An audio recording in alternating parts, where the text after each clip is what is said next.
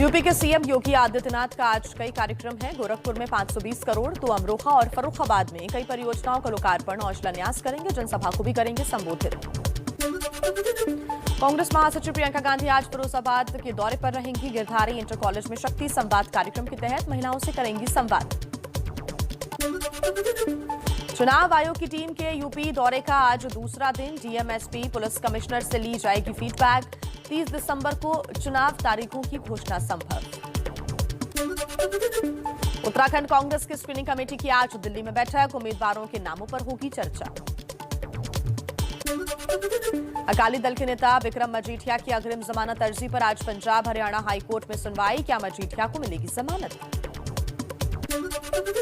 NEET PG की counselling जल्द कराने के केंद्रीय स्वास्थ्य मंत्री के आश्वासन के बाद आज से काम पर लौटेंगे एम्स आरडीए के डॉक्टर्स। फोडा की हड़ताल रहेगी जारी। इत्र कारोबारी से मिले कैश पर वार पलटवार जारी। कानपुर की रैली में विपक्ष पर बरसे पीएम मोदी। नोटों का जो पहाड़ जो पूरे देश ने देखा, वही उनकी उपलब्धि है, यही उनकी सच्चाई है। समाजवादी पार्टी के अध्यक्ष अखिलेश यादव ने एबीपी न्यूज से कहा, प्रधानमंत्री मोदी इत्र को बदनाम कर रही हैं। छापों में मिला पैसा बीजेपी का ही निकलेगा। प्रधानमंत्री जी कहीं न कहीं इत्र को बदनाम कर रहे हैं। जो पैसा निकला है अंतोगत्वा आप देखेंगे वो भारतीय जनता पार्टी का होगा। अखिलेश यादव पर अमित शाह का पलटवार। कहा, आयकर विभाग के छापों से अखिलेश परेशान। 250 करोड़ कैश किसका है? अखिलेश उसे जवाब देते नहीं बन रहा। आज उनको जवाब देते नहीं बनता है। इस समाजवादी अत्तर बनाने वाले के वहां से 250 करोड़ रुपया कैश मिली है। 250 करोड़ रुपया। हरदोई में अमित शाह का एसपी पर करारा हमला। का समाजवादी पार्टी की एबीसीडी उल्टी। इनके ए का मतलब है अपराध आतंक, बी भाई भतीजावाद, सी करप्शन और डी का मतलब दंगा। ए से मतलब है अपराध और आतंक, बी से मतलब है भाई भतीजावाद, सी से मतलब है करप्शन और डी से मतलब है दंगा। अखिलेश यादव का अमित शाह को जवाब। कहा, हाथरस, लखीमपुर, गोरखपुर, आगरा कांड जैसे अन्य कांडों की वजह से अब तो बीजेपी के समर्थक भी कह रहे हैं कि एबीसीडी का मतलब ए और अब बी भाजपा, सी छोड़ दी है।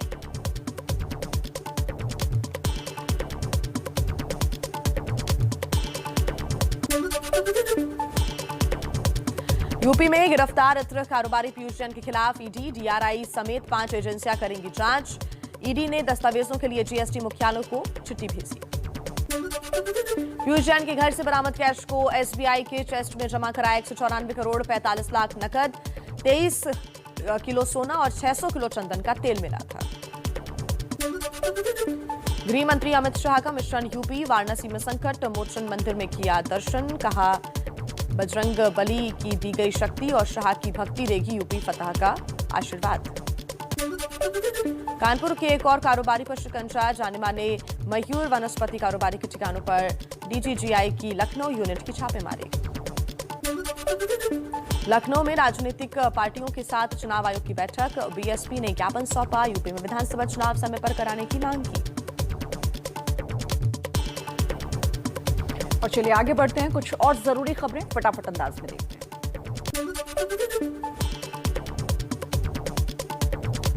प्रधानमंत्री नरेंद्र मोदी ने कानपुर मेट्रो को हरी झंडी दिखाई। बोले, पहले यूपी में सिर्फ 9 किलोमीटर मेट्रो लाइन थी, आज 90 किलोमीटर है। 5 शहरों में दौड़ रही है मेट्रो। अखिलेश बोले, कानपुर मेट्रो एसपी की देन है। पंजाब में सीट बंटवारे का फॉर्मूला तय करने के लिए बीजेपी गठबंधन ने कमेटी गठित की। तीनों दलों के 2-2 नेता शामिल, मिलकर लेंगे फैसला। आम आदमी पार्टी का मिशन पंजाब जारी। दिल्ली के सीएम अरविंद केजरीवाल कल चंडीगढ़ में रोड शो करेंगे।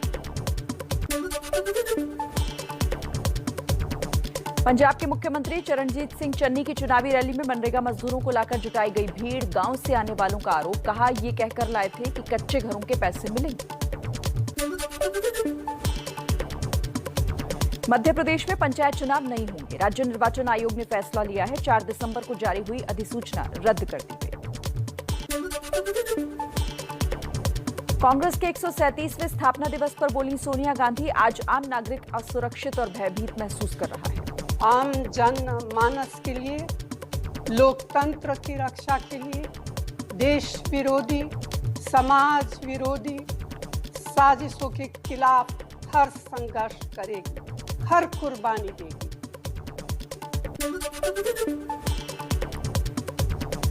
महाराष्ट्र में शीतकालीन सत्र के दौरान भी विधानसभा अध्यक्ष का नहीं हो सका चुनाव, सरकार के नियमों में बदलाव के प्रस्ताव को राज्यपाल से मंजूरी नहीं मिली।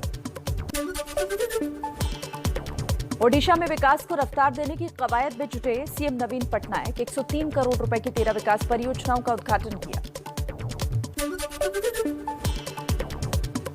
महात्मा गांधी का अपमान करने वाले ढोंगी बाबा कालीचरण पर महाराष्ट्र के अकोला में एफआईआर दर्ज, अकोला का ही रहने वाला आरोपी बाबा।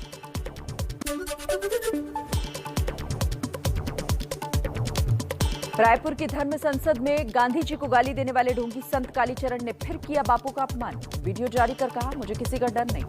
अगर सच बोलने की सजा मृत्यु है तो स्वीकार है।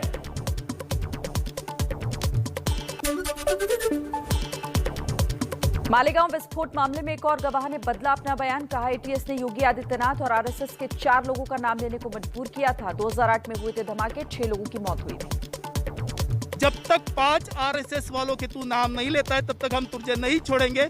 उसने जो 5 आरएसएस वालों के नाम थे उसमें प्रमुखता से योगी आदित्यनाथ जी, इंद्रेश कुमार जी, स्वामी असीमानंद जी, देवधर जी और काका जी। मालेगांव में गवाह के दावे के बाद बीजेपी हमलावर, मुंबई बीजेपी अध्यक्ष मंगल प्रभात बोले एटीएस ने अपने आकाओं को खुश करने के लिए गवाहों पर पहले दबाव डाला, बम हिंदू नहीं पाकिस्तानी फूट गए। पुलिस के जो ऑफिसर्स थे एटीएस के, उन्होंने अपने आकाओं को खुश करने के लिए सब किया था। अपने घर के अंदर कोई आदमी कभी बम नहीं फोड़ता है, ये हमारा अपना देश है। करना होगा तो पाकिस्तानी लोग करते हैं और हमको करना होगा तो उनको जाके करेंगे कि जहां पर हमारे विरोध की देश है। महाराष्ट्र में आईपीएस अधिकारियों के ट्रांसफर पोस्टिंग के कथित घोटाले पर मुंबई की किला कोर्ट का बड़ा आदेश, फडणवीस ने जो पेन ड्राइव और दस्तावेज गृह मंत्रालय को दिए वो मुंबई साइबर सेल को सौंपे जाएंगे। महाराष्ट्र में स्वास्थ्य विभाग पेपर लीक मामले में खुलासा, न्यासा कंपनी के कुछ अधिकारी साजिश में शामिल थे। पेपर के लिए एक छात्र से 5 से 8 लाख रुपए लिए गए। 5 से 8 लाख का जो ग्रुप सी का हमारे फर्स्ट इंफॉर्मेशन आई है।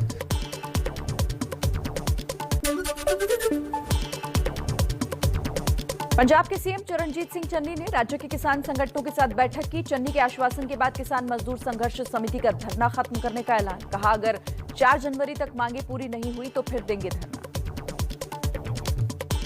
और आइए अब कुछ और जरूरी खबरें आपको बता देते हैं फटाफट अंदाज में ही। दिल्ली के रेजिडेंट डॉक्टरों की हड़ताल के समर्थन में सड़कों पर उतरे अहमदाबाद के डॉक्टर, निकाला कैंडल मार्च। नहीं चलेगी, नहीं चलेगी, नहीं चलेगी।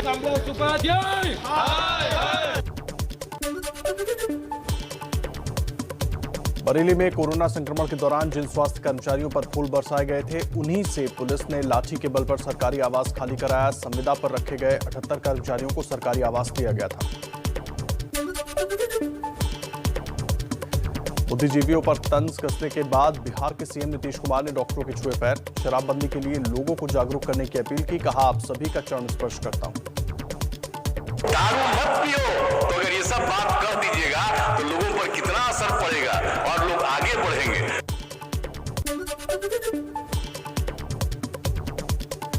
देश में तेजी से बढ़ रहा है कोरोना का नया वेरिएंट ओमिक्रॉन। अब तक 655 मामले सामने आए। पहली बार एक दिन में 130 से ज्यादा केस दर्ज, 22 से ज्यादा राज्यों में फैला।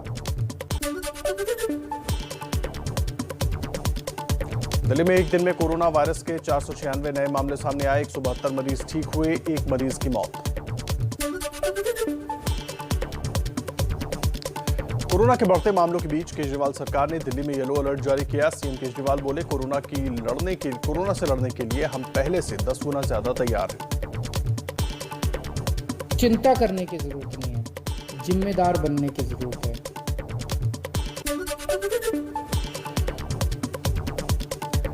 दिल्ली में अब दुकानें रात 8 बजे तक ऑड इवन के हिसाब से खुलेंगी। मेट्रो और बसें आधी क्षमता के साथ चलेंगी। 50% क्षमता के साथ खुलेंगे restaurants. School, college, cinema hall, gym बंद रहेंगे। सैलून खुल सकते हैं। कोरोना वैक्सीन की डोज लेने वालों के लिए राहत भरी खबर। ओमिक्रॉन से डरने की जरूरत नहीं, सावधान रहने की जरूरत है। दिल्ली के एलएनजेपी अस्पताल में भर्ती 72 मरीजों में से 56 ठीक होकर घर लौटे। 69 लोगों को लग चुकी है वैक्सीन की दोनों डोज। मुंबई के मरीन ड्राइव पर नाइट कर्फ्यू लागू कराने के लिए बीएमसी के मार्शल तैनात। कोरोना की वजह से इस बार मुंबई में नए साल की पार्टी पर लगाई गई है रोक। मलाड के जंबो कोविड सेंटर में भर्ती लोगों के लिए बेहतर सुविधाएं मुहैया। बच्चों के लिए खेलने की जगह और संक्रमित माता पिता के लिए योग करने की भी जगह दी गई है। ओमिक्रॉन के बढ़ते खतरे ने महाराष्ट्र सरकार की चिंता बढ़ाई, लेकिन जारी है लोगों की लापरवाही। एबीपी न्यूज की रियलिटी चेक में मुंबई के गेटवे ऑफ इंडिया के पास दिखी भारी भीड़। बिना मास्क सामाजिक दूरी का उल्लंघन कर रहे हैं लोग। यूपी में भी तेजी से बढ़ रहा है कोरोना। 24 घंटे में नोएडा में 28 मरीज सामने आए। यूपी को कोरोना प्रभावित राज्य घोषित किया गया।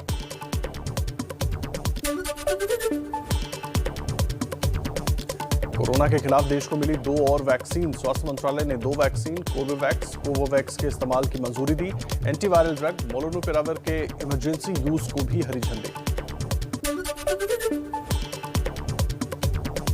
पंजाब सरकार का बड़ा फैसला, वैक्सीन की दोनों डोज नहीं लेने वालों को 15 जनवरी से सार्वजनिक जगहों पर एंट्री नहीं मिलेगी।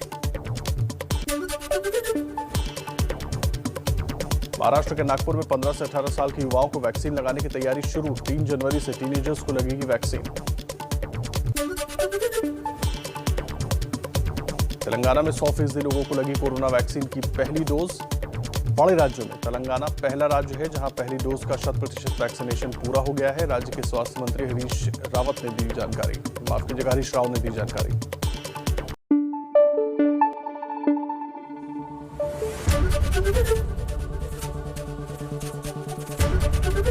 एबीपी न्यूज आपको रखे आगे।